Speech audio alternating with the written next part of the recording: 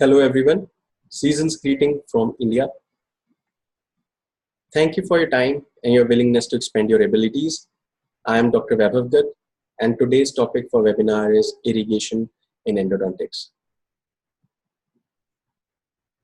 So the removal of complete debris from the pulp tissue or pulp canal and if it contains microbes because of being necrotic, or if it is a vital tissue that needs to be removed, and whatever debris is produced and the microbial toxins that are produced, if until unless they are removed completely, the endodontic success cannot be guaranteed. But yes, effective removal is important, and irrigation plays an important part in removal of all that debris from the pulp canal space. So let me introduce myself. I'm Dr. Vapour. I've done my graduation from a very prestigious MSMI Dental College in Bangalore, India. My master's in endodontics was granted to me in 2011 from D.Y. Patil University. And currently I'm running a practice in New Delhi, NCR since 2015. I wish to share a disclaimer with you all. I am a key opinion leader with Dentsply Sirona Endodontics, and the presentation may contain certain material that can have copyrights. So the learning objective for today's webinar is why should we do irrigation, or what are the goals of irrigation? What are the desired functions of an irrigating solution that we use daily? The irrigating solutions that are currently used in endodontic practices, the interactions between irrigation material or irrigating solutions, and the combination products that are commercially available for higher efficacy of irrigation, the challenges of irrigation that we usually face during the treatment, and what are the latest irrigation devices and techniques. So it's just a current update to the entire topic. So while doing root canal treatment, what we see is there are a lot of pulp material or pulp tissue that is removed, and the sealer goes into the apical foramens and produces apical puffs, and the sealer extrusion is seen. So usually an endodontist gets happy when they see this kind of apical extrusion of sealers, because it somehow it ensures that the canal was completely clean. But what happens is, even if there is some sort of extrusion is there, even if a little amount of necrotic tissue is available, the success cannot be guaranteed. So what happens? There are certain areas that are not touched even when the best of the instruments are used and in the best of the techniques, and even the masters, when they use it, they definitely cannot touch certain areas. What are these areas? These are the difficult parts of the canal anatomy. They are called as fins, isthmuses, apical deltas, lateral canals, and anastomoses. These are the ramifications that are available and given by the Mother Nature. They should be seen or treated because they can actually contain the debris that is produced during the instrumentation, or these are the areas where already bacterial toxins are present or certain amount of pulpal tissue is left. So why they should be removed? If they're not removed, they will definitely cause problems in the actual treatment outcome. So let us see. In this photograph, you can see there is certain amount of necrotic tissue that is available even after the obturation is over. So what happens is, it does not allow the obturation material to adapt completely into the canal walls. If it happens, it will still have certain amount of microbes available, or their toxins. The apical ramifications and isthmuses and fins, they are uncleaned spaces. So what happens is they harbor more bacteria. What can happen? Why we need to remove them even after such good root canal treatment is over? We need to remove them because all these ramifications, if the bacteria is still there in them, they will cause persistent inflammation. Periradicular inflammation will be definitely available. If it is there, it will definitely lead to more failure of the treatment, or what we can say, it reduces the prognosis of the entire treatment. So what happens when we remove the necrotic tissue? It provides us more space for the obturating material, and it ensures that the canal was much more cleaner. So the chances of success improves. So what are the goals of irrigation? Why we should do irrigation? Irrigation should be done because it removes all the microbes and the tissue remnants and the dentinal chips from there. What an irrigant does it prevents the packing of hard tissue and the soft tissue that is produced during instrumentation and in the apical 1/3. Also, it helps in avoiding any debris that is contaminated to go beyond the apex. So if contaminated material is going beyond the apex, definitely it will cause pain to the patient. So why we should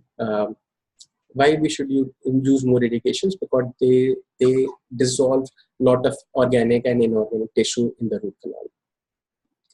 Antimicrobial property is one of the most sought after properties of an irrigant solution, because if they're antimicrobial, they will definitely kill the present bacteria and the yeast when they come in contact with them. So what are the desired functions? The irrigant should have a flushing action or a washing action, and it should remove the debris that is produced. It should also reduce the friction between the instrument and the canal walls during the preparation phase. It should also facilitate the deeper removal of dentine. That means it should become the dentine should become softer when it comes in touch with that, and deeper sections of the dentine can be removed during instrumentation. That it should dissolve the organic matter like dentinal collagen, pulp tissue, and biofilm. It should kill bacteria and the yeast that are also present in the biofilm if it is present. It should not irritate or damage the vital periapical tissues. It should not be caustic in nature or have any cytotoxic effects. One of the primary things irrigant solutions are now seen is they should not weaken the tooth structures, because the whole purpose of the endodontic treatment is to save the tooth, not to weaken the tooth. So here I am enumerating very popular irrigating solutions, because the time is limited and we need to discuss a lot of topics in the further slides. So I will be talking more on sodium hypochlorite, EDTA and citric acid, Chlorhexidine Digluconate, certain combination products, and other irrigating solutions. So what is sodium hypochlorite? Sodium hypochlorite can be said as the most popular irrigating solution in the world. It has been in used since the Second World War as the famous material for cleaning up the wounds. But since then, it has been used in endodontics also. And what happens is, it has got when sodium hypochlorite comes in contact with water, it divides into a sodium ion and a hypochlorous ion. So hypochlorous ion is usually at a pH of 9, and the available solution is usually at a pH of 12 to 13.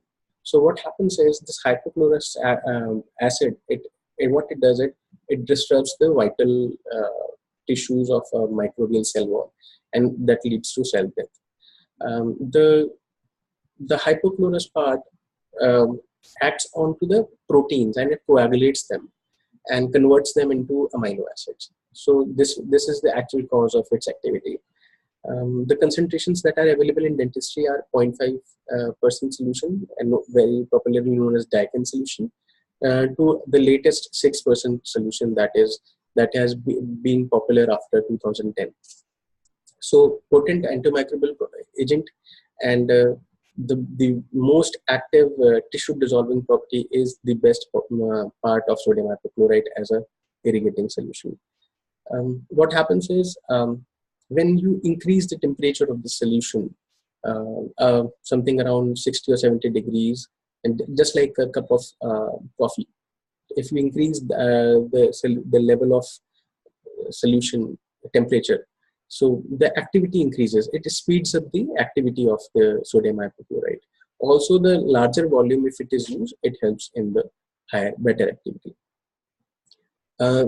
It also affects the organic part of the smear layer, and continuous irrigation with larger volumes and better contact time improves the effectiveness of the solution.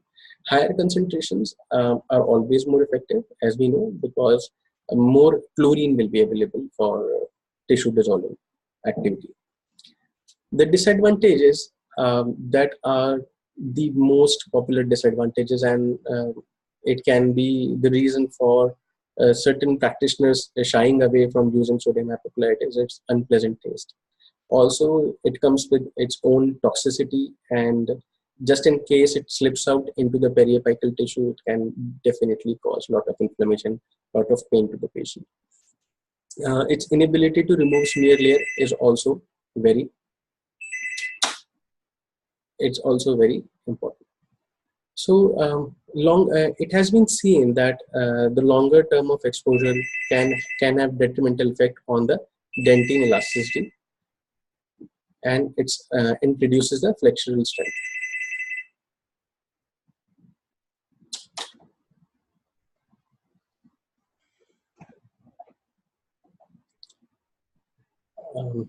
Coming to the next topic, it's EDTA and citric acid.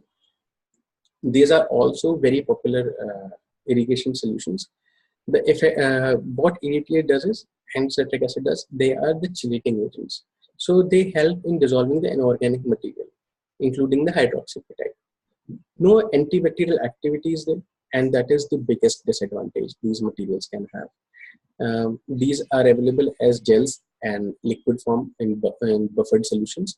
So EDTA is commonly used in 17% concentration, and citric acid is used as 10% concentration in dentistry. Even 20% concentration and 40% concentrations are available for frequent users in dentistry by certain manufacturers. So what happens is, when we should use EDTA, after the instrumentation is over, when your irrigation with sodium hypochlorite is over, EDTA or citric acid is used. So what happens is, the whatever the smear layer or the debris has been produced by the instrumentation, and the organic part of the entire debris will be removed by sodium hypochlorite. It will be dissolved by that. But these smear layers and these debris also contain some inorganic part. So these inorganic part needs to be removed completely for effective treatment. So EDTA or citric acid, when it comes in contact, it removes the entire inorganic part of the smear layer. What happens is, when these EDTA or citric acid, they act, and it acts on the deeper part of the dentinal layers, that provides better results. Because most of the antibacterial materials, or if you're using intracanal medicaments, they will have access to the deeper parts of the dentinal layer. Coming to the next best irrigating solution is Chlorhexidine Digluconate. Why it is popular? Because it has got good, and I must say very good, disinfection properties. It has been also the most researched irrigant solution in the recent times.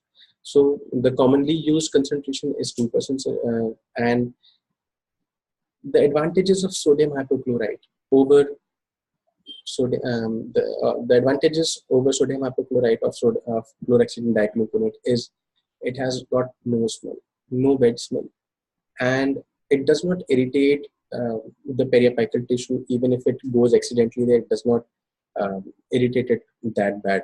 It is, I must say, it is much safer to use. And the only disadvantage that chlorhexidine comes with is it has no tissue dissolving property. So why chlorhexidine digluconate? Why it is so popular? Actually, what happens is, the antibacterial property that is provided by chlorhexidine is due to it permeates into the outer cell membrane and causes coagulation of intercellular components. The property of chlorhexidine, by what it is famous, is substantiality. Substantiality means it provides a continued antimicrobial effect by binding into the hard tissue. So whatever tissue, bacterial toxins are left inside the dentinal tubules, even after the instrumentation is over, irrigation is over, it stays back there and it continuously provides more activity on those toxins. So it acts like a reservoir of antibiotics or an antimicrobial activity. It does not cause erosion of dentine like sodium hypochlorite as a final as a final rinse. After the EDTA is used, it has been observed that when sodium hypochlorite is used after the EDTA has been completely cleansed off from the canals for inorganic debris removal, sodium hypochlorite can cause certain amount of erosion of dentinal tubules or the deeper sections of dentine. So chlorhexidine does not provide such erosion. It is suggested that after the entire chemomechanical process is over, we should use chlorhexidine as the final irrigant. Other irrigating solutions that are commonly used as sterile water and physiologic saline. The problem with sterile water and physiologic saline is that if the bottle or the container has been opened and is open to the air of the operator, it can actually be contaminated, and it can further contaminate the properly cleaned or instrumented root canal. So it has to be avoided for any usage in dentistry. Hydrogen peroxide is a very popular irrigant and is used in combination with sodium hypochlorite. It provides more effervescence or more bubbling action to the sodium hypochlorite activation. But when the research was done, and it was seen that if sodium hypochlorite is used alone, it produces better results when in combination with sodium hypochlorite and hydrogen peroxide. So sodium hypochlorite is alone enough to produce the desired results of an irrigating solution. Lignocaine and urea-peroxide have been used in the past, but are not used as irrigating solutions anymore. Iodine compounds like iodine potassium iodide are also very effective as antibacterial materials or irrigant solutions. They come with two disadvantages. One, discoloration of the hard tissue. Second, they also can be allergic to certain patients. So if the patient is known allergic to iodine compounds, it should not be used. So what happens when these irrigating solutions are mixed together? Because a certain amount of properties are available with sodium hypochlorite, certain properties are available with EDTA, certain properties are available with calcium hydroxide. So there is a need to what we say a curiosity to add certain amount of irrigants, and we feel that we can use them. But yes, they come with their certain interactions, and we should know about them. So what happens when sodium hypochlorite or EDTA are mixed? When sodium hypochlorite comes in contact with EDTA, it actually reduces the amount of chlorine that is available for the tissue dissolving property. And when that happens, the overall activity of the sodium hypochlorite reduces. So one of the major reasons is not to use sodium hypochlorite and EDTA as a common solution. Yes, one of the experimental materials was Trinitol X100 that was made by adding sodium hypochlorite and EDTA in a certain combination, and it is also known as endodontic cocktail, but it has not proven its results. Calcium hydroxide, sodium hypochlorite, when mixed with chlorhexidine gluconate, it actually produces a brown orangish precipitate, as you can see here. As you can see here, there is an orange precipitate.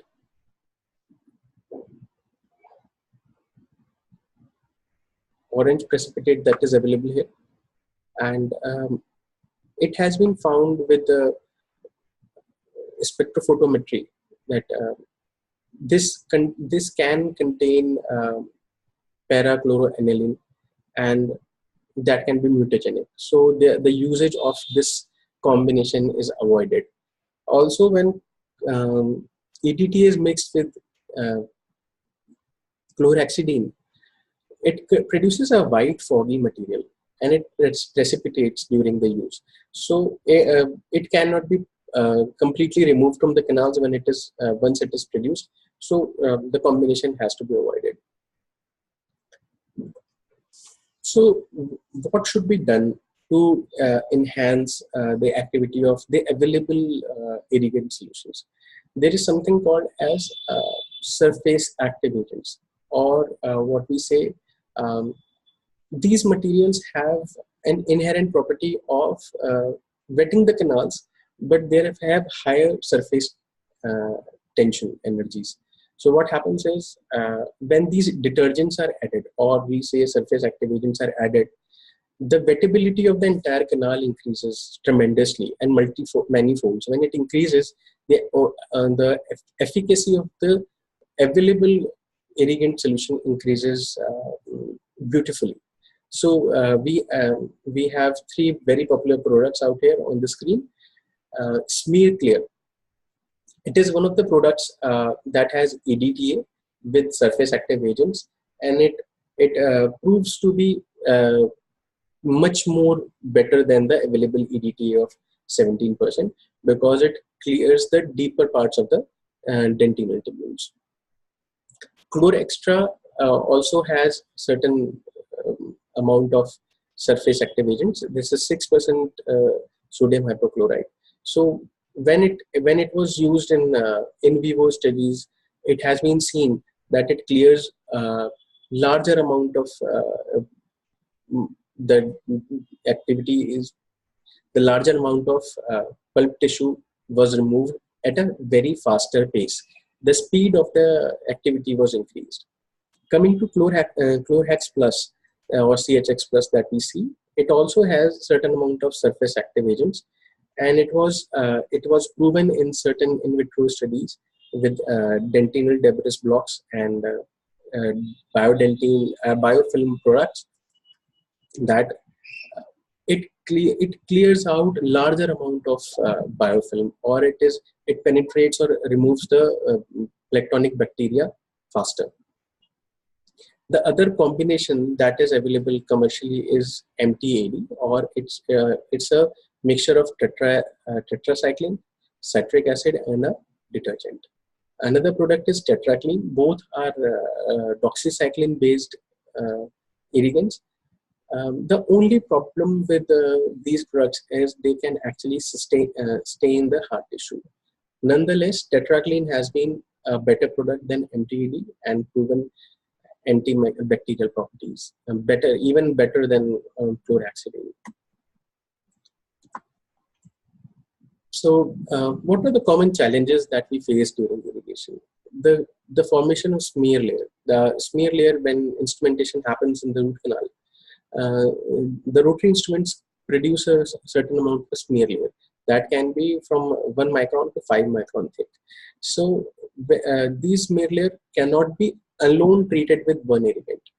The right combination of sodium hypochlorite to remove the organic part of the irrigation of the smear layer, organic part of the smear layer, and inorganic part of the smear layer is removed by the EDTA.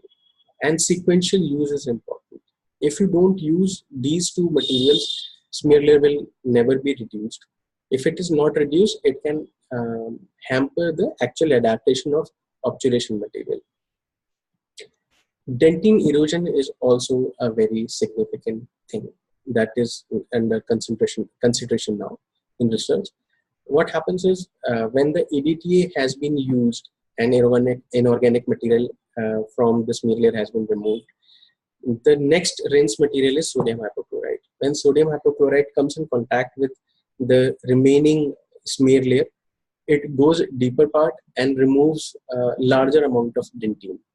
So the researchers name it as dentin erosion.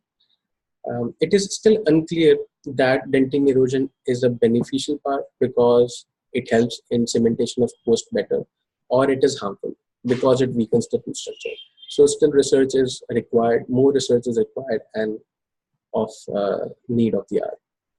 So the cleaning of uninstrumented areas, parts of the root canal system like fins and other areas, ramifications and isthmuses, only a solution, sodium hypochlorite or EDTA or chlorhexidine cannot do it. They have to be combined with certain amount of agitation or ultrasonics so that these materials can be pushed into that areas, and the areas that are not being touched by the instrument can be rinsed off or cleaned properly. Yes, and the hot topic for endodontics today is biofilms. Yes, they are of concern because in instrumented areas or in uninstrumented areas, biofilms are present. So these biofilms need antibacterial materials, antibacterial irrigating materials.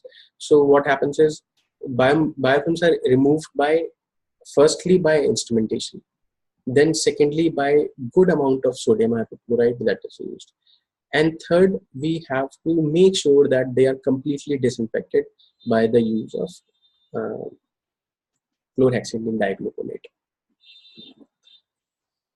Last but not the least is safety versus effectiveness in apical root canal. What happens is when these surface active agents are added to these irrigating solutions, or when irrational use of certain instruments are done in the root canal, and the material is the sodium hypochlorite, when it is added to the root canal for irrigation purposes, it can actually slip into the periapical area. It can escape into the periapical area. It can actually cause a lot of pain to the patient. So the concern is there should not be any mindless use of any material or irrigating solution. When the irrigating solution has to be used, it has to be used very proficient, with very lot of professionalism and with lot of safety measures. Anything that causes hurt to a patient is not recommended. Let me come on to the irrigation techniques and devices. So we can majorly divide them into manual or machine assisted. Coming to the manual, we can divide furtherly into syringes that are used for irrigation with the help of needles. Certain brushes are available, and manual dynamic agitation. Also, the machine assisted have rotary brushes, continuous irrigation during instrumentation, sonic, ultrasonic, and pressure alteration devices. So, since it is one of the most used or most convenient form of irrigation, syringes with irrigation, syringes with irrigant material with certain needles like endodontic needles are commonly used by general practitioners and endodontists also. So the common way of using them is the needle is bent, the material is transferred into the canal, and it is received back on a gauze piece. But it has been observed that these needles do not reach even the apical 1/3. They stay mostly in middle 1/3 or coronal 1/3 of the canal. Using specific needles for endodontic irrigation, like side-vented needles, can actually reach up to the apical 1/3 of the root canal system and provide better irrigation. Why? Because these the regular syringes or syringes with needles that we are using, they have a limited property. The material that is relieved from them, or released, the irrigation material that is released from their tip, can reach only next 1 mm in the surface area, in the apical area, or maybe in the direction that they have been used. So only next 1 mm is involved, and rest of the area is untouched. Also, these needles are not for actual endodontic purpose, because they can engage into the canal actively and can cause the protrusion of the irrigating solutions like sodium hypochlorite periapically, and can hurt the patient majorly. So what should be done? There are specific needles that are called side vented needles. They come in 24 gauge, 27 gauge, and 30 gauge. They can be precisely used in the apical 1/3 because of the side venting of the irrigation. They do not actually hurt the periopex. The material is not loaded there. They actually reach the apex passively. They go there, and the best part is the operator can control the amount of material that has been introduced into the canal. And slight moving up and down of these syringes also causes a lot of agitation of the irrigating material and helps in better irrigation of the system. So the best, how to improve if you're using needles and if you're not using other materials or other active techniques for irrigation, what you should do is, what you should make sure is lot of sodium hypochlorite or lot of irrigating material has to be used. That means larger volume has to be used. What you have to do is make sure your needle reaches at least in the apical 1/3, and the temperature of sodium hypochlorite has been increased. If you take care of these three things, I assure you, you will get better results from irrigation. Better removal of debris can be seen. So coming to the other part of the manual agitation, there is manual part. There are brushes. There are certain brushes that are available for manual use. They are called as Navy Tip FX. That is a tip with micro brushes on it, and while delivery of the irrigation into the canal, that can be pumped up and down. So the logic behind developing such product was that the micro brushes that are available over the irrigation tip will scrub the canal walls and will help in removal of the layer of any material that is available or any debris that is available. They can actually reach into the fin part also, or small misses. They can reach there and clean them up.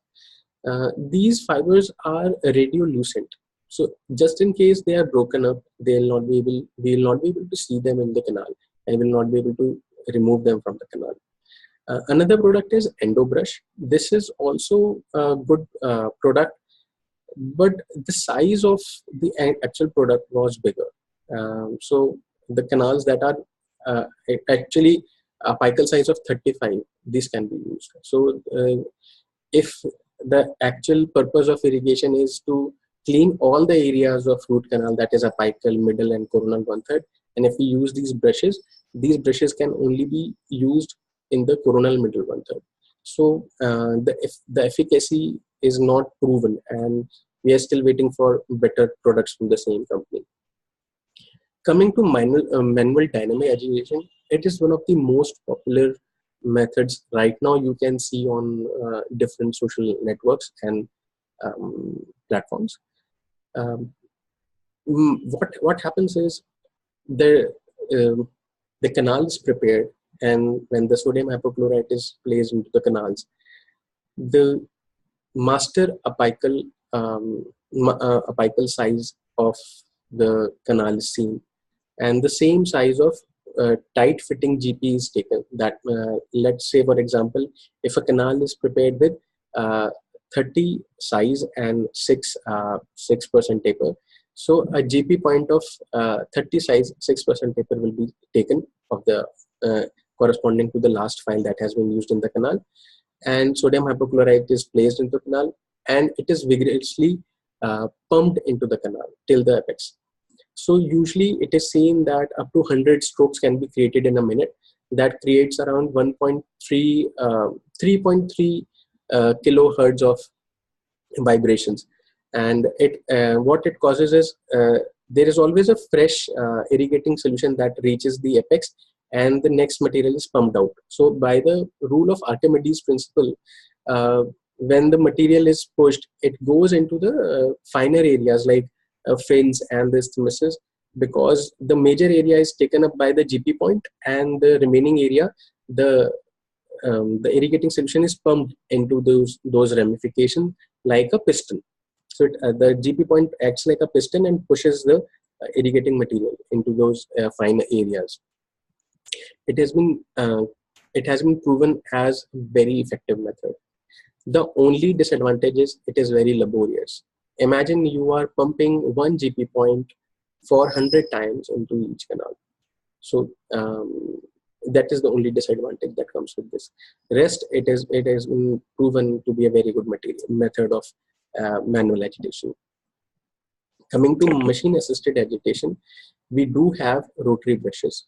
One of the product was Riddle's brush, or Riddle introduced this brush in 2001.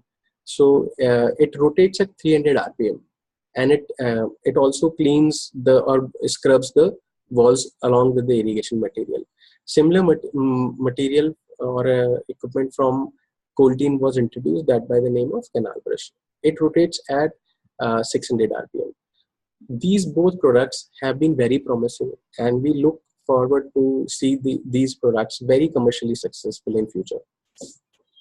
Coming to continuous irrigation during instrumentation, what we have seen is we should know more about Vapour law concept now. What is a Vapour law concept? When there is a fine microtubule that is available, or a micro size of pipe is available, or a column of water is available, there is always certain amount of air that is trapped in. So what happens is, it does not allow, imagine the same concept inside a apical, in a apical area of a root canal. What happens is, when you load the entire canal with sodium hypochlorite, there is certain amount of air that blocks the entire contact of sodium hypochlorite with the all walls of the root canal. So this, what happens is, if you break these small air bubbles, we will have more effective activity of the irrigant. So all these machine assisted products actually focus on this concept. Coming to my favorite, EndoActivator.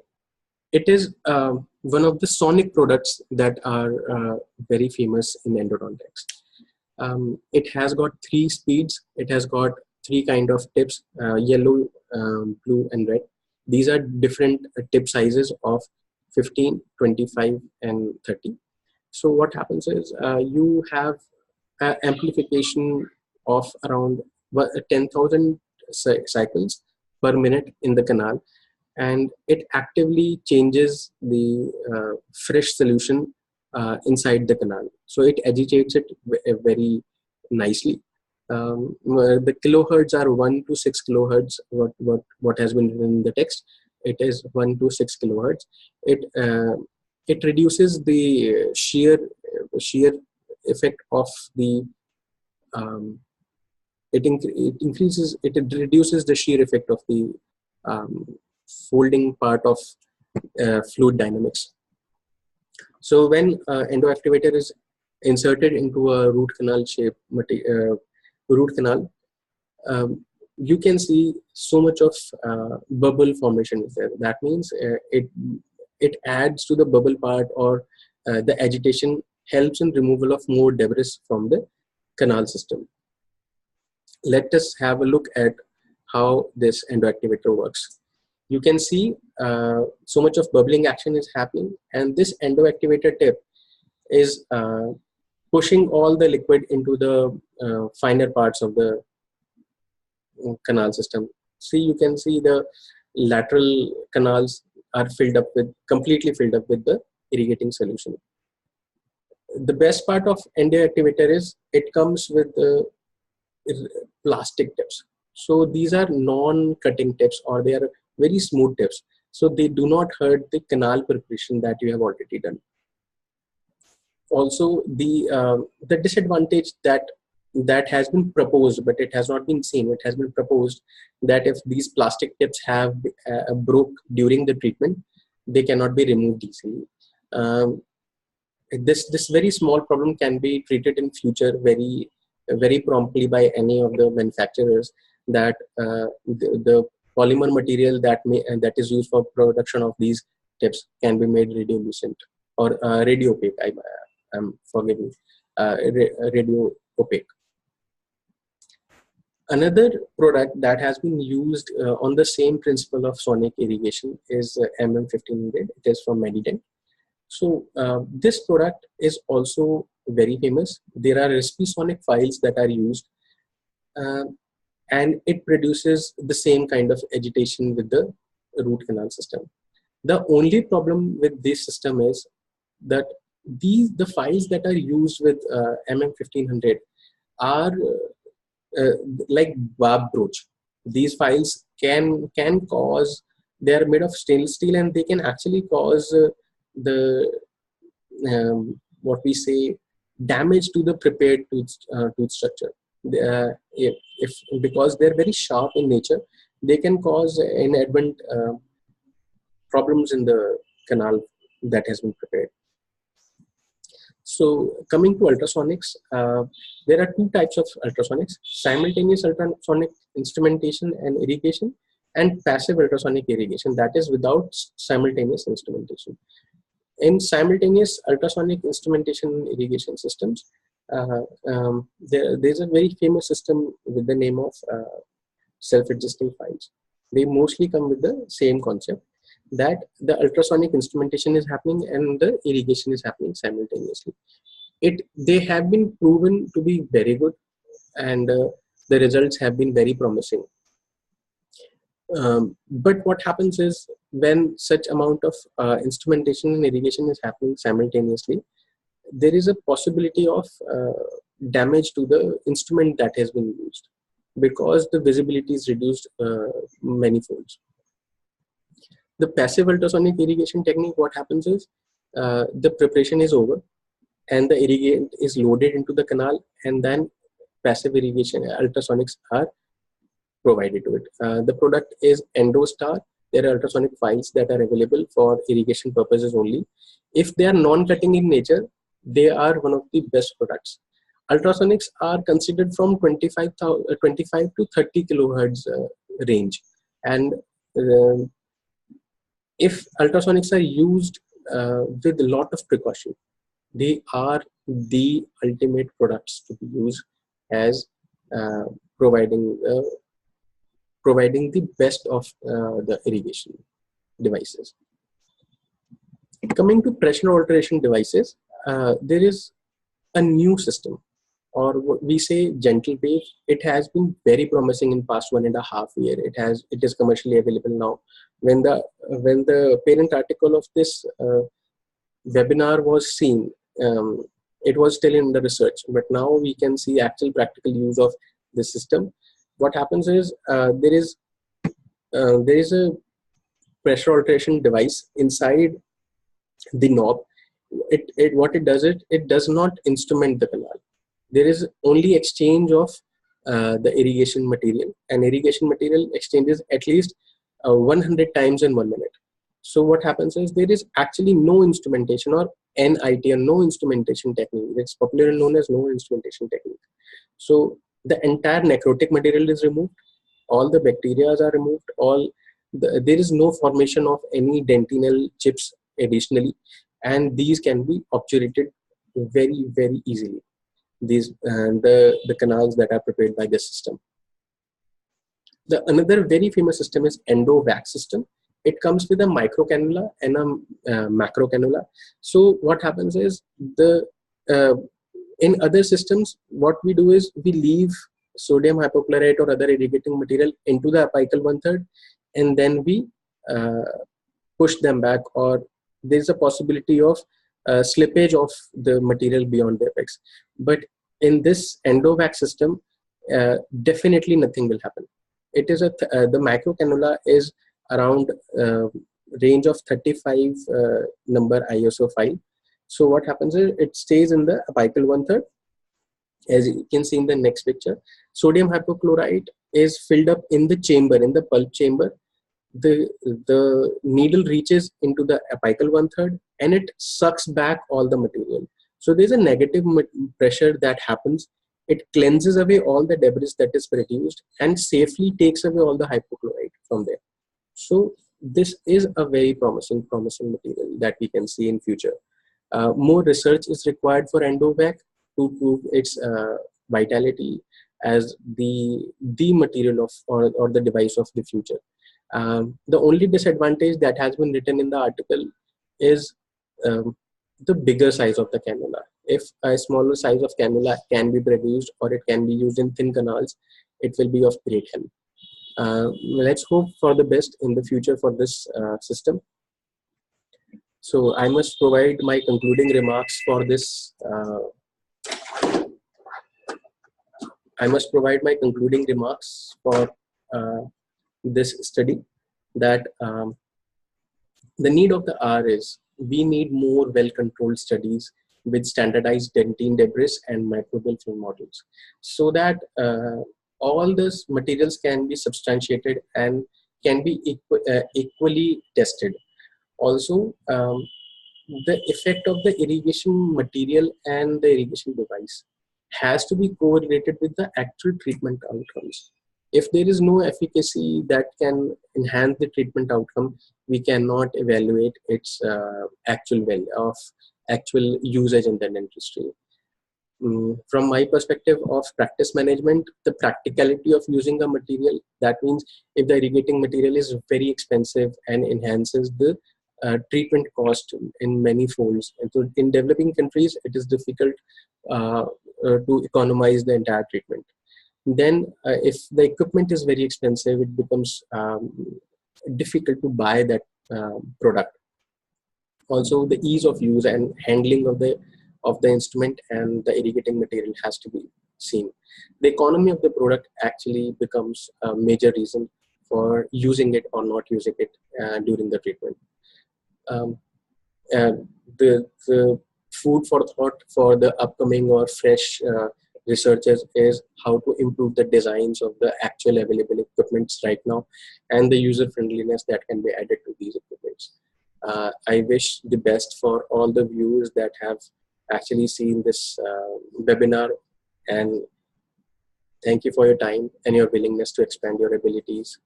I'm very grateful to you that you have beared with me for for almost 25-30 minutes. I would suggest at the end of the webinar, I would suggest certain readings. There's an article from Lishabu, and in 2009 has to be read. It's a classic article. There's a chapter on irrigation in endodontics by Marcus Haposolo in Dental Clinics of North America. It's a must read, and most of the material that has been taken during this webinar is inspired from these two articles and the chapters. For any endodontics or any general practitioner, Stephen Cohen still remains the Bible for study. My source of inspiration for this webinar is Professor Perimashtu. I have been with him in 2017. I was with him, and we had a great time together in a training program. He told to me that it's very easy to complicate simple things and vice versa. That means as an educator, we should always simplify the difficult or the complex concepts, and we should render it or pass them on to the next generation or the fraternity that we survive in. So my best wishes for everybody who has been part of this webinar. I must thank you all. A deep thank you, or from the deepest part of my heart, to Dr. Shihab Romid, and he's the director of London Dental Academy, because he is the only one who inspired me to make this webinar and explore the potential of a webinar. Thank you so much. Thank you so much. So the last word from this webinar is knowledge isn't powerful until it is applied. So hope this presentation helps everybody who listens to this. Thank you. Thank you so much.